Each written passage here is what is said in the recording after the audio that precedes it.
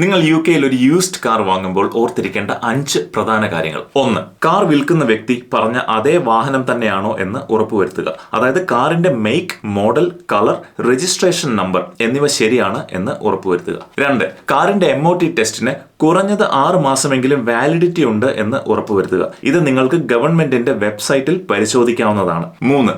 എന്തെങ്കിലും ഗുരുതരമായ സുരക്ഷാ തകരാറ് മൂലം കാർ കമ്പനി റീകോൾ ചെയ്ത വാഹനമാണോ ഇത് എന്ന് പരിശോധിക്കുക. ഇതും നിങ്ങൾക്ക് UK ഗവൺമെന്റിന്റെ വെബ്സൈറ്റിൽ തന്നെ പരിശോധിക്കാവുന്നതാണ്. 4. കാർ വിൽക്കുന്ന വ്യക്തിയോട് കാറിന്റെ V5C ഡോക്യുമെന്റ് അഥവാ ലോഗ് ബുക്ക് ആവശ്യപ്പെടുക. ഈ ഡോക്യുമെന്റിൽ DVL എന്ന വാട്ടർമാർക്ക് ഉണ്ടോ എന്ന് ഉറപ്പുവരുത്തുക. ഇല്ല എങ്കിൽ ഈ ഡോക്യുമെന്റ് വ്യാജമായിരിക്കും. അതുപോലെ തന്നെ ഈ ഡോക്യുമെന്റിന്റെ സീരിയൽ നമ്പർ താഴെ കാണുന്ന റേഞ്ചിൽ ഉള്ളതാണോ എന്ന് പരിശോധിക്കുക.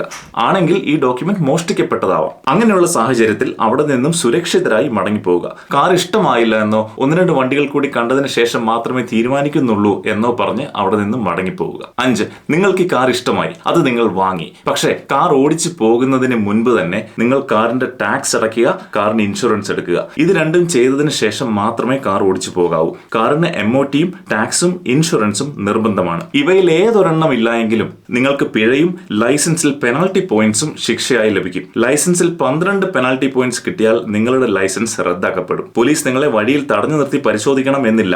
ഓട്ടോമാറ്റിക് നമ്പർ പ്ലേറ്റ് റെക്കഗ്നീഷൻ അഥവാ ANPR ക്യാമറാസിന് നിങ്ങളുടെ കാറിന് വേണ്ട രേഖകളെല്ലാം ഉണ്ടോ എന്ന് പരിശോധിക്കുവാനുള്ള കഴിവുണ്ട്. അതുകൊണ്ട് ഈ 5 കാര്യങ്ങളും എല്ലാവരും തീർച്ചയായും ഓർത്തിരിക്കണം.